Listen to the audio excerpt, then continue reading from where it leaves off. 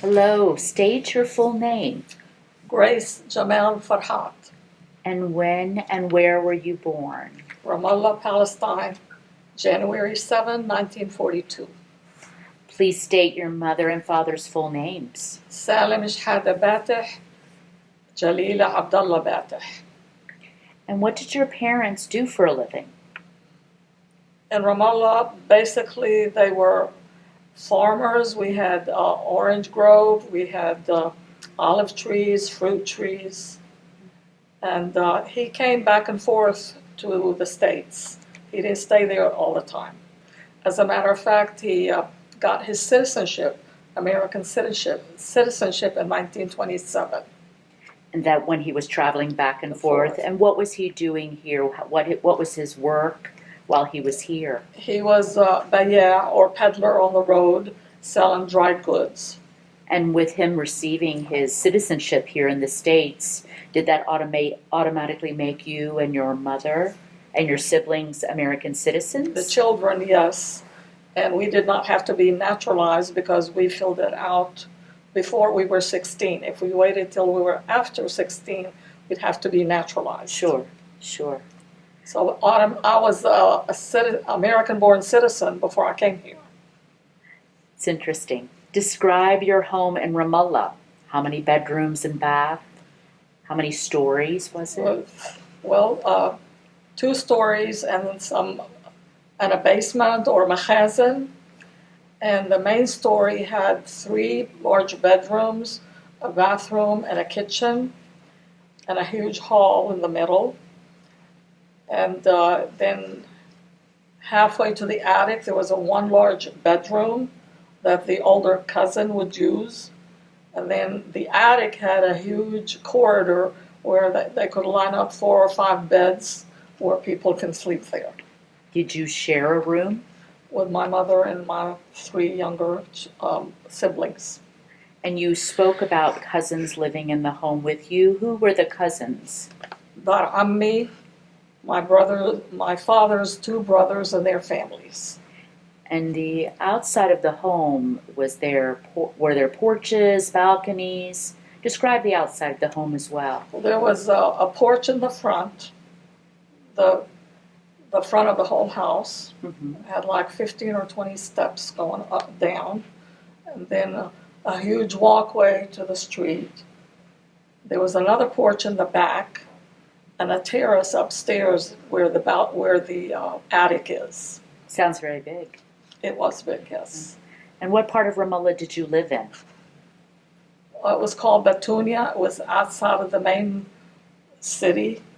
It was outside, and it was more in the country. Sure.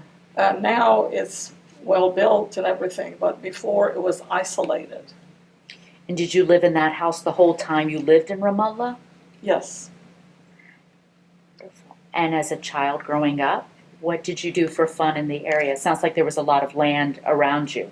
We played outside. We didn't go anywhere unless an older cousin or my mother went with us. But mostly we stayed around the house.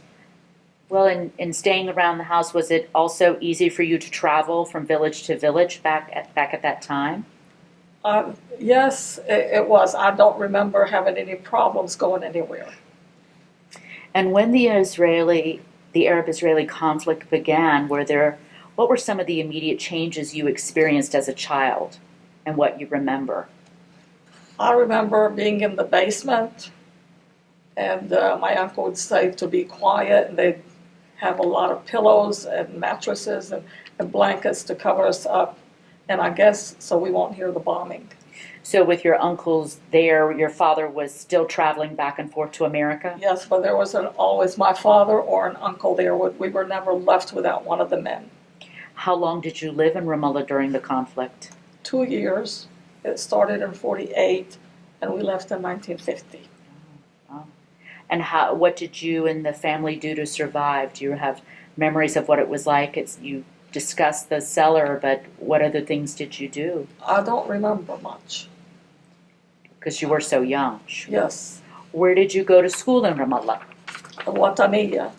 Was that a public school in the area? Yes, it was a public school. And you walked with family Yes. there? Yes, we always walked to the school. I remember the teacher was Sit Arifa, and the principal was Sit Jamila. And she was my teacher, I remember that. And I remember two students that were in my class, Siham Derbas and Clemence Shhada. Those are the two I remember, and that's it.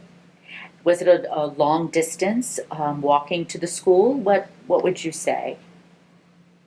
It was walkable. I don't know how the distance, but I know we walked it every day and back. And moving forward, when and where did you meet your spouse? I met him here in 1960, and we got married in 1961. And did you honeymoon? Yes. And what did your husband do for a living?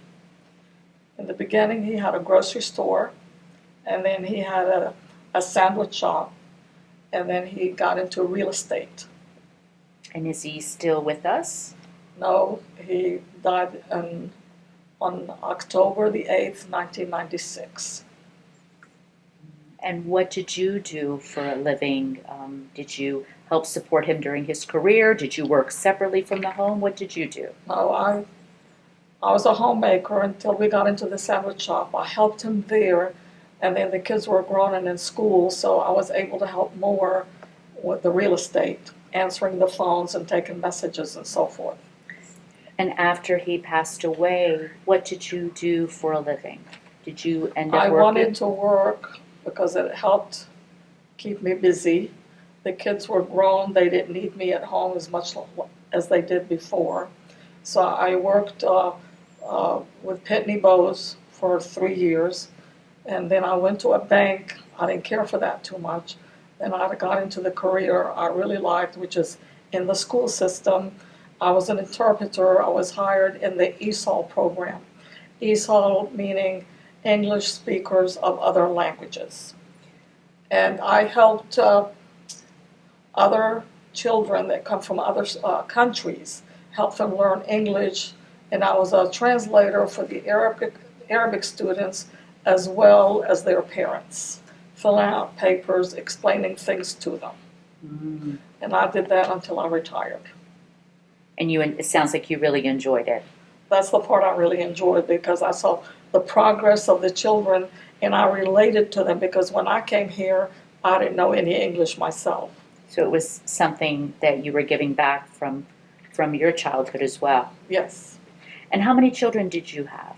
3. And do they all live in the area or they live away? They all live here, not far from me. And moving forward about immigrating to the States, tell us about leaving Ramallah. When did you leave? July of 1950. And we got here, of course, the same month, 1950. So you were a young child. How old were you? 8. And what mode of transportation did you take? We came by plane. Do you remember the journey? I know we stopped, I think, in either London or Ireland, and then we came straight to America. And who came with you? My mother and my brother, 2 brothers and a sister, and then my aunt, and she had 2 children with her. Did you come directly to Jacksonville, or where did you land first? We landed in New York, and then we stayed there for about 5 days. I had some uncles there, and from there, my uncle came and took us to Jacksonville on the train. And what was the feeling like when you landed in the United States? Did you realize that you were in America? Not really. I was just realizing we were someplace else other than home. And were your children born here as well? Yes, all 3 of them. And so, about the immigration experience and living in the United States, how easy was it for you to assimilate? You were 8 when you came. Did you find it easy to blend into American society? Did you speak English? Tell us about that. I did not speak a word of English. I came in July and I was put in school in September. My father took me just before school started and told me, this is the door you go to, this is your class. Well, the next day I went with a bunch of cousins that have been here. We went to a different dorm and I got lost. And as a child, I'm sure that was scary. It was. I sat there and I cried until the teacher came and got me. Oh, oh. And did the teachers help you, recognizing that you didn't know the language? How did the teachers help you with that? They did. They were very nice. I remember the first year, she was telling the kids, not to laugh when I speak because I guess it was wrong. But she was very nice. After the first year, there was no problem. I had to go to another school because we moved. And they gave me a test, and I skipped the second grade and went right on to the third grade because I picked up the language. Wonderful. And so when you talked about moving, did you live in areas where other family members were, or what was the neighborhood like? When we first came here, we lived with my uncle. He had like an apartment attached to the house, and we lived there for a year. And then we bought our own home. That's why I had to go to another school. And since immigrating to the United States, you've been here most of your life. Have you traveled back to Ramallah? Yes, one time in 1999. And what was that like?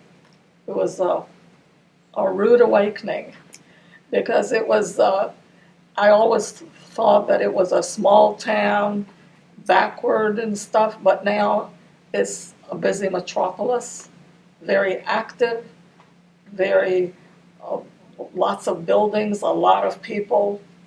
Did you recognize a lot of the area when you went back? No. How about your home? Did you recognize your home? Yes, I did recognize that. There were certain areas that you knew immediately, little landmarks that you knew were your home? Yes.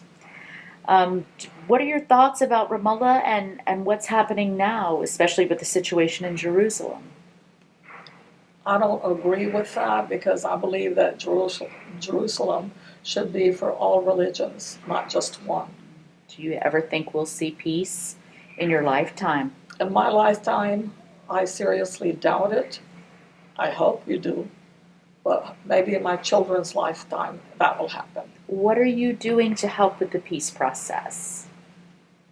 I try to answer questions and educate people that ask me questions about it as much as I can. To educate them about and truth. To inform them. Mm-hmm. And to educate them, let them know what's really going on. Because the papers and the media here covers a lot of it up.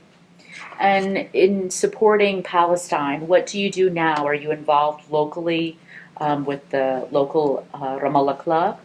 I am. I've been a member forever. And I have tatrees all over the house. I cook Arabic food. We speak Arabic at home. I go to the Arabic church, and I come to the club regularly. Do you enjoy coming to the club? Oh, yes. It's like a second home. Wonderful. Wonderful.